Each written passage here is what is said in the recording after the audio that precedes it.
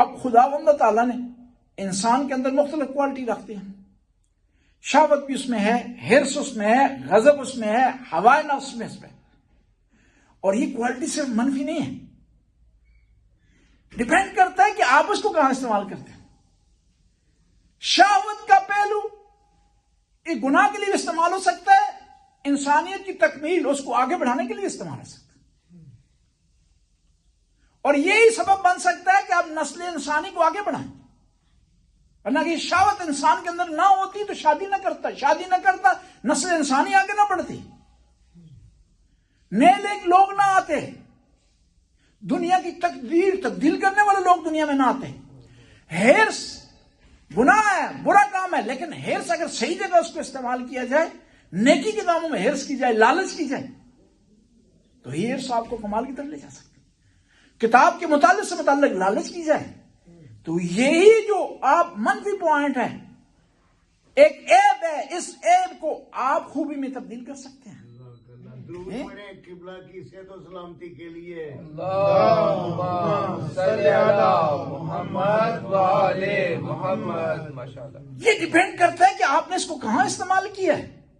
لالچ کو، غضب انسان میں غصہ کا آنا نیچر میں اس کے، لیکن اسی ٹریجڈی کو اپرچونٹی میں تبدیل کر سکتا ہے انسان، بشرطے کہ خدا کے لیے غضب ہو، بشرطے کہ آل بیت علیہ السلام کی محبت میں ہو، بشرطے کہ شیطان کے خلاف ہو، بشرطے کہ برے لوگوں کے خلاف ہو، برائیوں کے خلاف ہو. غضب آپ کے اندر، غصے کا پہلو، تب آپ کامیاب ہیں. بس یہ خدا نے انسان کے اندر بعض صلاحیتیں رکھی ہیں، وہ بظاہر آپ کو ممکن ہے بری دکھائی دیں، لیکن آپ انہی صلاحیتوں کو اچھے کاموں میں استعمال کر سکتے ہیں. دیکھیں نا، یہ تعصب، نجات پرستی، نسل پرستی، یہ برا کام، اچھی چیز نہیں ہے، لیکن اسی کو ملک کے دفاع کے لیے اگر آپ استعمال کریں، اسی کو ملک کو بچانے کے لیے استعمال کریں، اسی کو ایمانداری کے لیے استعمال کریں، اسی کو رشوت کے خلاف استعمال کریں، کرپشن کے خلاف استعمال کریں، تو یہی وطن پرستی، نجات پرستی آپ کے فائدے میں ہو سکتی.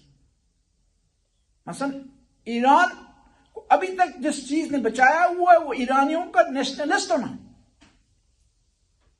وہ آپس میں خلاف ہوں گے، جھگڑیں گے، لڑائی کریں گے، لیکن باہر سے کوئی اٹیک کرتا ہے تو متحد ہو جاتے ہیں. یہ اسی ایک بری خامی کا ایک مثبت پہلو. بس دنیا میں کوئی چیز بھی عیب نہیں، کوئی چیز بھی گناہ نہیں ہے، کوئی چیز بھی خطا نہیں ہے. یہ ڈیپینڈ کرتا ہے کہ آپ